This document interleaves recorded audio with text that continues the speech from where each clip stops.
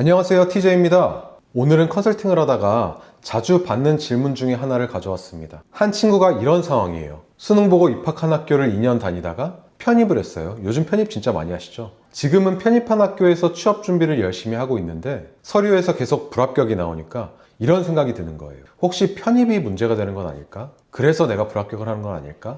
오늘은 이 질문에 대해서 제 솔직한 생각을 얘기해 보려고 합니다. 제가 예전에 채용 담당자로 일했던 적이 있습니다. 그때 경험을 떠올려 보면 절대적인 건 아니지만 편입 이력에 대한 선입견을 가지고 보는 담당자들이 실제로 있었습니다. 그게 불합리하게 느껴질 수 있는데 왜 그런 시선이 느끼는지를 이해하면 오히려 대처가 쉬워질 수 있을 것 같아요. 우리가 취업시장에서 소위 선호학교라고 하는 학교들이 있죠.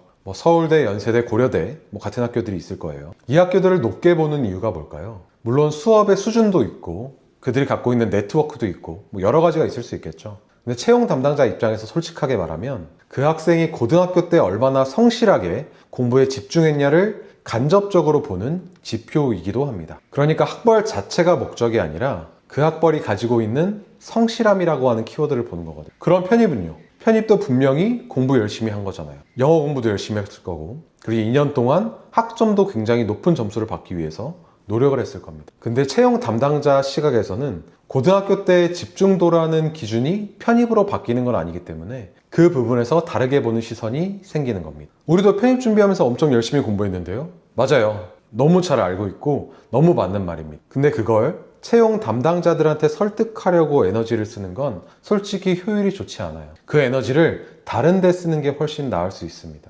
그럼 어떻게 하냐고요? 딱 두 가지만 기억해주면 좋을 것 같아요. 편입 때문에 일부 담당자에게 다르게 보일 수 있다는 걸 그냥 받아들이는 겁니다. 억울하게 느껴질 수 있는데 이걸 인정하고 나면 오히려 마음이 편해지거든요. 내가 통제할 수 없는 걸 붙잡고 에너지를 쓰는 것과 내가 바꿀 수 있는 것에 집중하는 거랑은 결과가 완전히 다를 수 있습니다. 편입이 마이너스 요소가 될 수 있다면 다른 부분에서 플러스를 만들면 되는 거겠죠. 예를 들면 직무 관련 인턴 경험, 프로젝트, 자격증, 아니면 편입 과정에서 쌓은 실패 경험과 제도전의 스토리 자체도 잘 쓰면 강점이 될 수가 있을 겁니다. 저는 한 번 실패를 경험하고 다시 목표를 세워서 도전한 사람입니다. 이게 진부하게 느껴질 수 있는데 실제로 편입 경험을 긍정적으로 평가하는 회사들도 분명히 있거든요. 실패를 경험하고도 다시 방향을 잡고 달려온 사람, 그 회복 탄력성을 높게 보는 조직들도 있습니다. 다만 그냥 편입했어요가 아니고 왜 편입을 했고 그 과정에서 뭘 깨달았고 지금 어떻게 달라졌냐까지 연결이 될 수 있어야겠죠. 그걸 설명할 수 있어야 될 거고요. 한 가지 더 말하고 싶은 게 있습니다. 서류 불합격이 계속 된다고 해서 그 이유가 꼭 편입 때문이라고 단정하면 안 돼요. 서류 탈락에는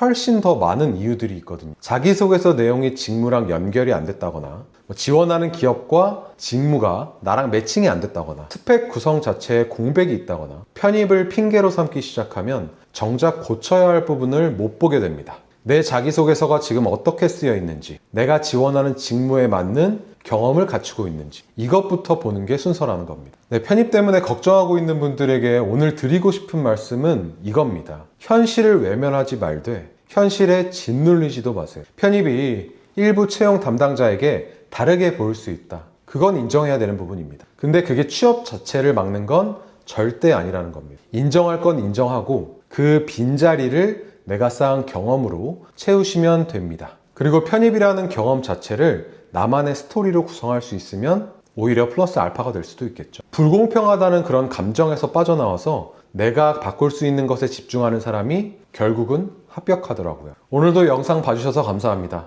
다음 영상에서 또 인사드리도록 하겠습니다. 좋아요와 구독은 저한테 큰 힘이 됩니다. 다음에 봐요.